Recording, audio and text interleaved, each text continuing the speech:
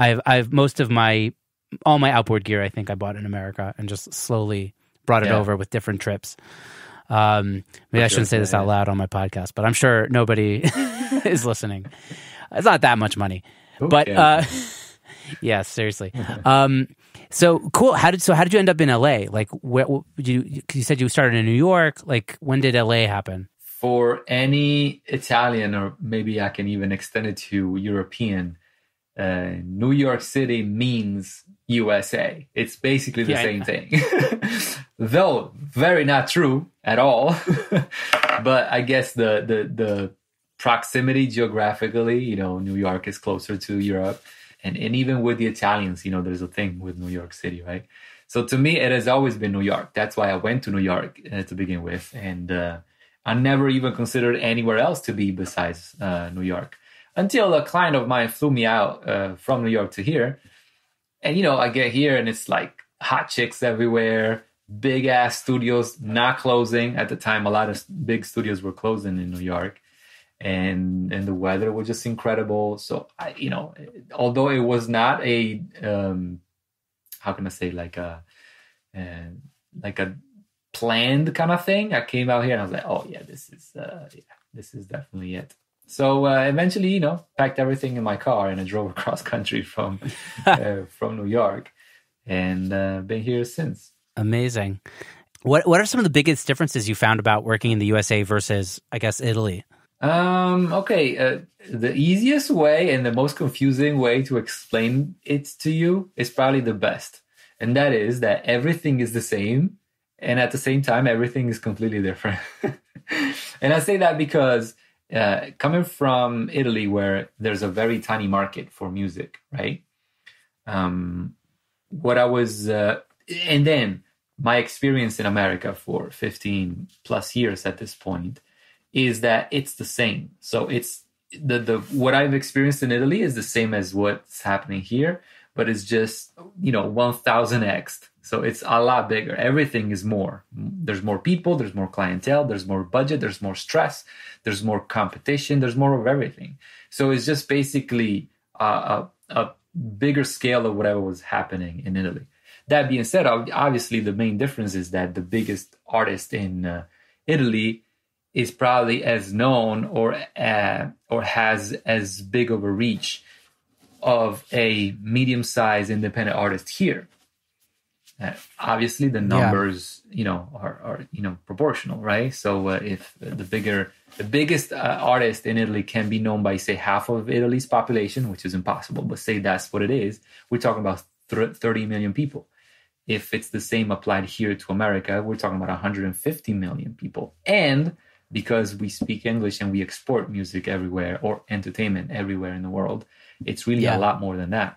So it's just a numbers game, right? Everything is bigger here.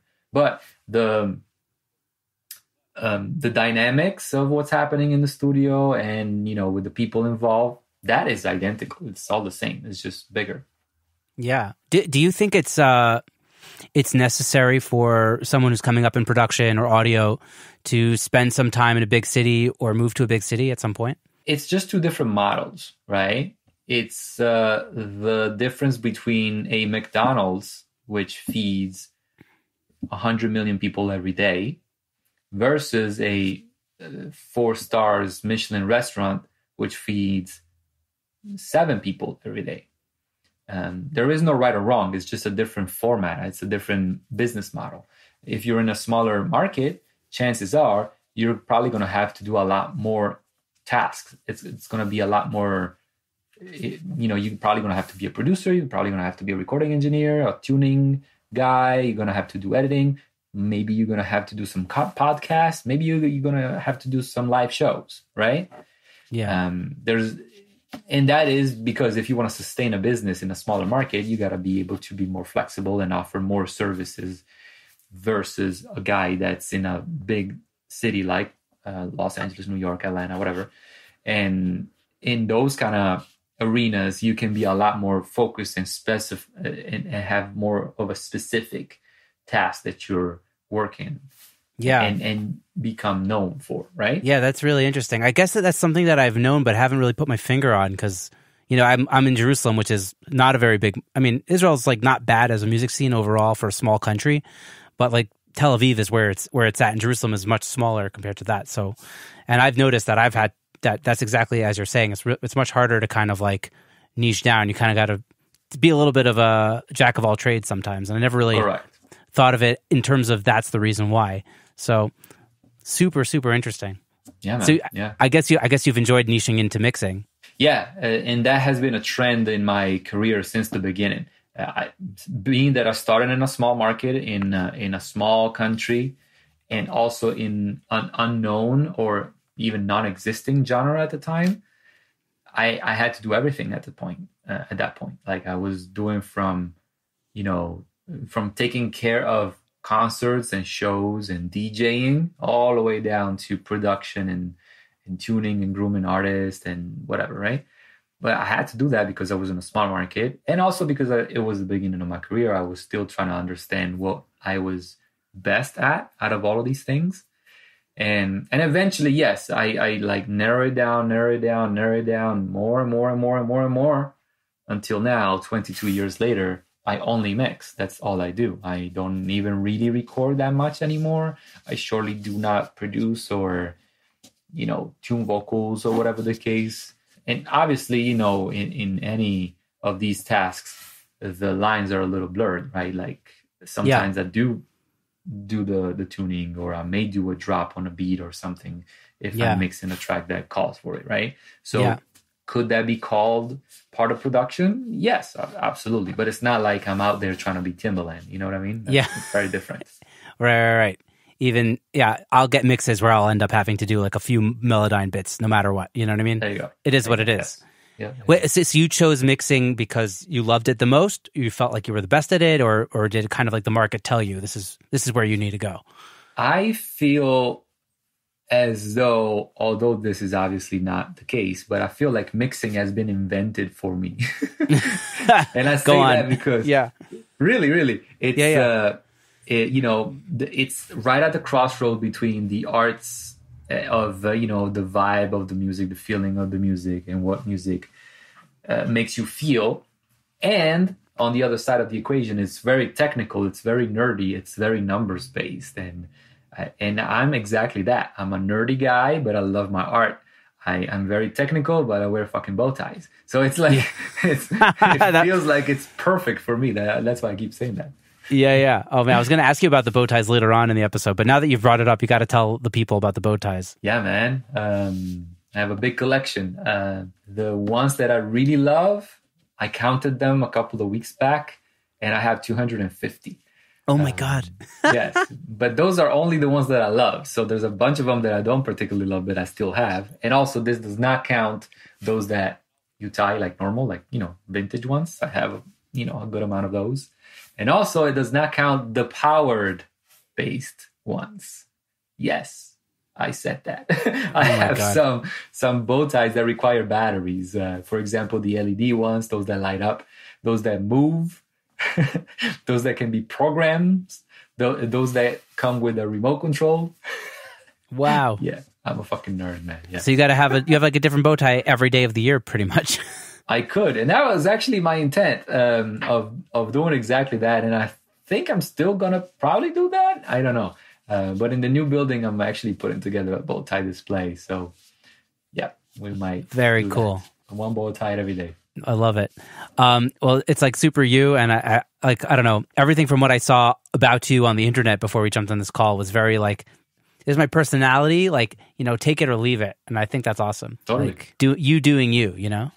Totally.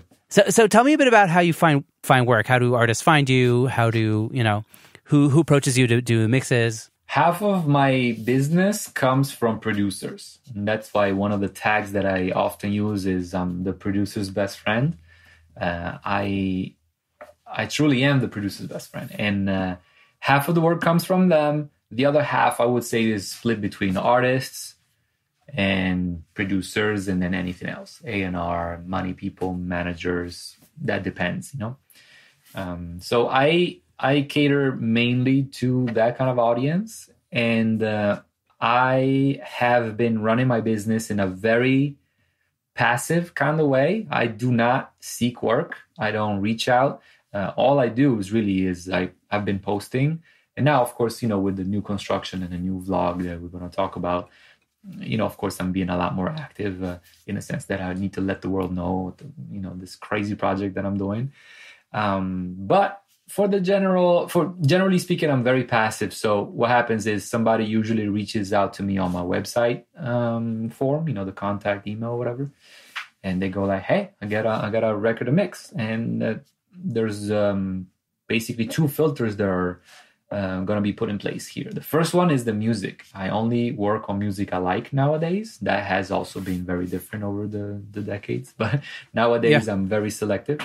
So the first filter is that I want to hear the music. I want to understand if I am the person for the job, and if I'm qualified for it, and also if the music resonates with my taste, and therefore if I'm the right guy for the job. Mm-hmm. And I say that because I'm about to put 10 hours or more into one piece that's 3 minutes long. Yeah. So how many times I'm going to listen to this freaking thing, right? So I want to make sure that my heart is in it, and not only that, but also my name. It's important for me to be associated with music that I can vouch for, and I can say, yeah, this is my stuff. So that's the first filter. The second filter is money and budgets and stuff like that.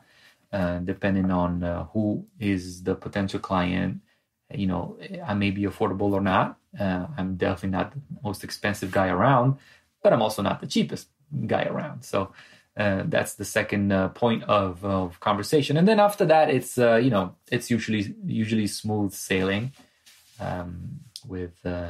with getting this thing platinumized. Yeah. Do you have a manager, or you do that all yourself? So I have a manager. His name is IRKO. He wears bow ties. No. There's no manager. Basically, the team has been me only throughout all these decades. However, that's also something else that I want to change. That's one of the goals for the next 5 years, is that I feel like I've reached like a ceiling above which I cannot grow unless I put in place a team. So the first piece of the puzzle for the team is actually already in place. His name is Steph. He's going to be my recording engineer. And that's part of the plan of development for the studio and everything else. So he's basically going to work for anyone that I'm working with, and also other clients. And he's going to become the guy that handles all the recording sessions at Studio Beat 3 and other places, of course. Yeah. So I take it you've been renting a place until now, and this studio is going to be like a personal studio that will also have clients coming in with engineers, and it'll just be like a fully fledged like facility. Correct. Yes. I've been freelancing in America since I came here. So it's been, more than 15 years that I've been jumping from studio to studio, which is incredible. I get to use multi-million-dollar studios. However, the downside of that is, number one, cost, which inevitably must be passed on to the client. And also that just the place is not mine. So I cannot do things that I would like to do. For example, workshops, for example, events, for example, music video releases parties, or online programs, courses, classes, subscription style things. All of those things I was very limited in doing.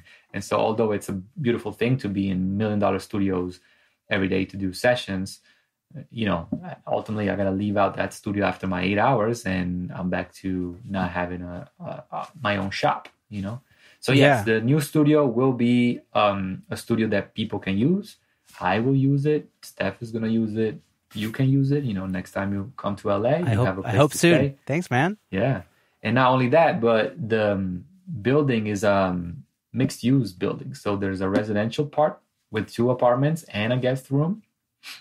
And there's the 2 studios. So yeah, I'm trying to fulfill the need that young IRKO coming to LA was looking trying to fulfill. Yeah, with a place to stay, a place to work, and potentially not driving around, since LA traffic sucks. Yeah, I know that. Also sucks here, by the way. So you're renting? Are you renting out the same facility every time you do a mix, like with the same monitors? Like you have like a room that you're working with that or do you have, or you actually have to rent out or you have until now, obviously, having to rent out different rooms and different studios and having to reacquaint yourself? Like, yeah, I've been jumping around